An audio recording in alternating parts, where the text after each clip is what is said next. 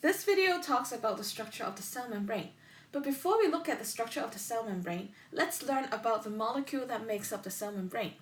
It's called the phospholipid molecule. It is made up of a head part as well as a tail part.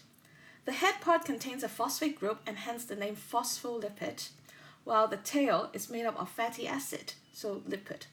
The head is hydrophilic, meaning that it is water-loving or it mixes well with water, while for the tail part it's hydrophobic, which is the opposite of water-loving. In other words, the head is water-based while the tail is oil-based.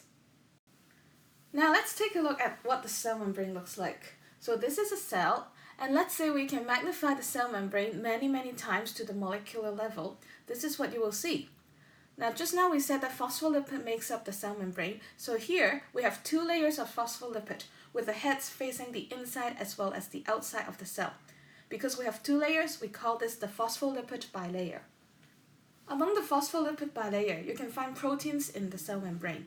So this is one type of these proteins called the carrier protein. Its function is to carry things actively into and out of the cell. Sometimes these proteins may look like a channel, and they are called channel protein. They allow water-soluble substances to go through the cell membrane. And then you've got these other proteins facing the outside of the cell called glycoprotein. They are like a name tag on the cell for cell recognition that tells your body whether this cell is from your own body or from the outside. Another type of protein that you will see facing the outside of the cell is called a receptor.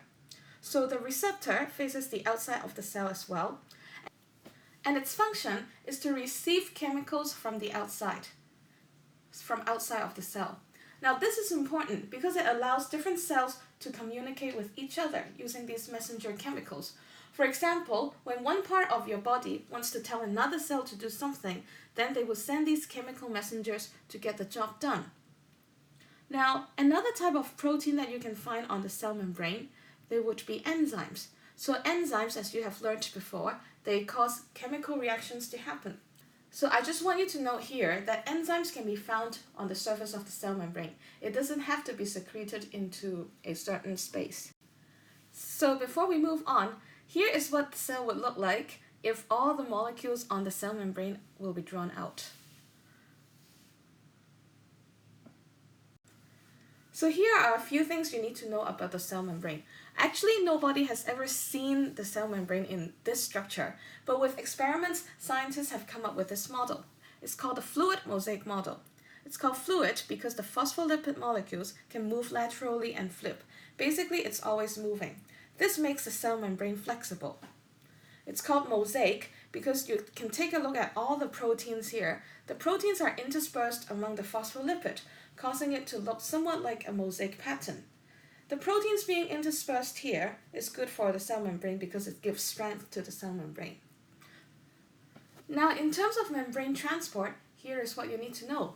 First of all, for anything that is lipid soluble, because lipid can go through lipid with no problem, they will go through the phospholipid layer. For small molecules which are not particularly water-loving, such as gases like oxygen and carbon dioxide, they also go through the phospholipid bilayer. However, for water-soluble substances, such as water, minerals, and so on, they either go through the channel protein or have to be carried into and out of the cell by the carrier proteins. This is because water or water-soluble substances don't mix well with lipid. You know, water and oil don't mix, right? So they cannot really go through the phospholipid bilayer.